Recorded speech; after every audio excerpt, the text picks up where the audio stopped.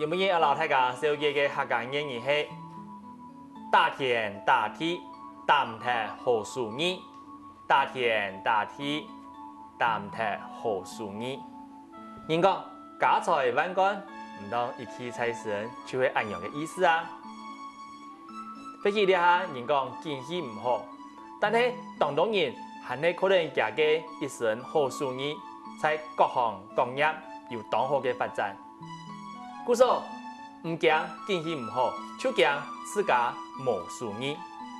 一下安尼再來念一道：大田大地擔踢好樹葉。大田大地擔踢好樹葉。客家谚語，這個到這邊是蒙太嘅書看，按子說上來了。